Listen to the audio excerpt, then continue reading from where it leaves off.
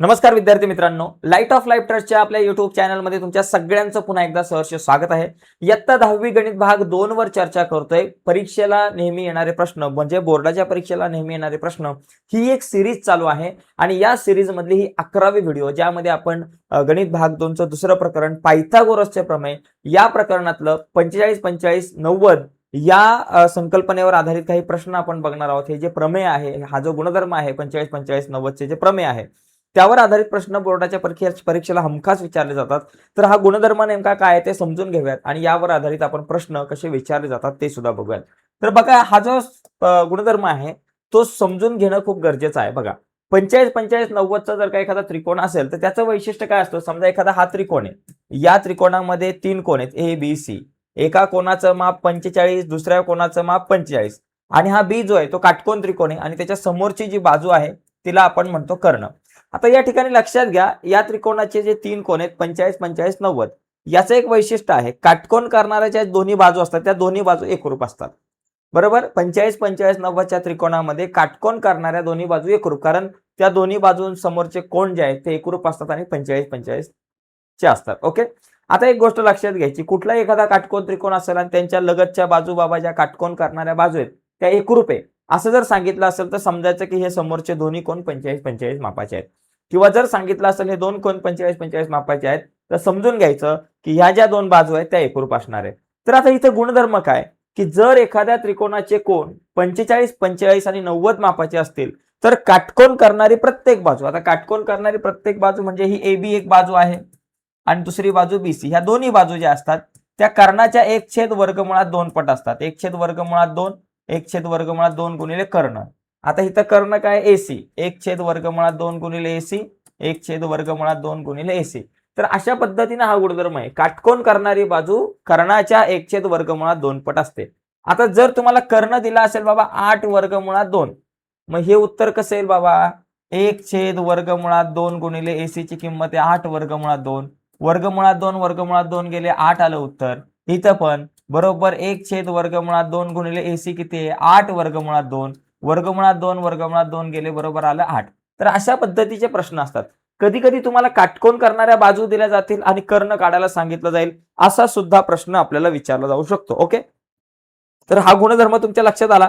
आता यावर आधारित काही प्रश्न या ठिकाणी आपण जरा बघूयात. बघा, इथे एक प्रश्न दिलेला आहे की इथं आपल्याला सांगितलं एबी आणि बीसी काढा. आता या आकृतीमध्ये जर बघितलं त्रिकोण एबीसी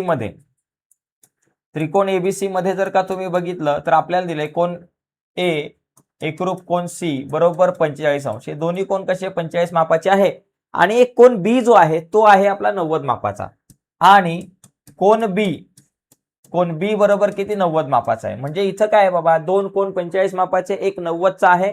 म्हणून आपला जो गुणधर्म आहे तो गुणधर्म काय इथं लिहायचा बाबा, म्हणून 45 अंश 90 अंशच्या प्रमेयानुसार आता ह्या 45 45 90 च्या प्रमेयानुसार काय सूत्र तयार होणार, मला बीसी आणि एबी काढायचे. मग बीसी आणि एबी काढायचं सूत्र काय बाबा, एबी आणि बीसी दोघी पण एकरूप असणार आणि त्या दोघी सुद्धा काय असणार 1/वर्गमुळात 2 गुणिले कर्ण. आता इथं कर्ण कोण आहे बाबा, एसी आहे. ओके, मग इथं लिहायचं 1/वर्गमुळात 2 गुणिले एसी किती 9/वर्गमुळात 2 आहे. वर्गमुळात 2 गेले उत्तर आलं 9. तर अशा पद्धतीनं मला हा प्रश्न सोडवता येऊ शकतो. तर इतका सोपा प्रश्न आहे. तर या प्रकारचे प्रश्न येत असतात. मी बाजूला होतो, याचा स्क्रीनशॉट वगैरे तुम्हाला घ्यायचा असेल तर तुम्ही घेऊ शकता. ठीक आहे, चला यस. आता याच्या पुढे जर आपण बघितलं तर पुढे बघा, याच्या पुढचा एक प्रश्न आणखी. आता हा प्रश्न बघा, या प्रश्नामध्ये पण मला ए बी आणि बीसी काढायचा सेम प्रश्न आहे. बघा इथं काय दिले बाबा, त्रिकोण एबीसी मध्ये काटकोन त्रिकोण एबीसी मध्ये कोण बी बरोबर 90 मापाचा आहे. बरोबर, कोण बी बरोबर 90 मापाचा आणि आपल्याला दिले ए बी एकरूप बीसी आहे आणि आपल्याला दिले ए बी एकरूप बीसी. आता मगाशी मी म्हटलं एखाद्या काटकोन त्रिकोणामध्ये 90 मापाचा कोण आहे आणि काटकोन करणाऱ्या बाजू एकरूप आहेत, तर हे उरलेले जे दोन कोण आहे हे 45 45 मापाचे असणार. म्हणून कोण ए एकरूप कोण सी बरोबर 45 मापाचे आहेत, हे आपण समजून जायचं. आता मला हा कर्ण दिलाय वर्गमुळात 8 आणि मला ए बी आणि बीसी काढायचंय. मग इथं दोन कोण 45 मापाचे आहेत आणि एक कोण जो आहे तो 90 मापाचा आहे. मग इथं कुठलं प्रमेय असणार, म्हणून बाबा 45 अंश 90° प्रमेयानुसार 45 45 90 प्रमेयानुसार, आता या प्रमेयानुसार काय सूत्र तयार होणार की बाबा ए बी बरोबर बीसी, ए बी आणि बीसी दोघे काढायचे. ए बी बरोबर बीसी बरोबर 1/2 गुणिले कर्ण. इथं कर्ण काय बाबा एसी आहे, मग इथं लिहायचं एसी झालं. मग इथं आपण लिहू 1/2 गुणिले एसी किती आहे, वर्गमुळात 8. ओके, आता बघा 1/2 गुणिले वर्गमुळात 8 म्हणजे 4 गुणिले 2 केलं तर 8 येतं. ओके, मग आपल्याकडे बाबा ए बी बरोबर बीसी बरोबर 1/2 गुणिले, आता 4 वर्गमुळात 2 आहे, वर्गमुळात 4 गुणिले 2 आहे, तर हे जे 4 आहे ते 4 जे आहे तर 2चा वर्ग आहे, तर त्याचं वर्गमूळ 2 बाहेर पडेल.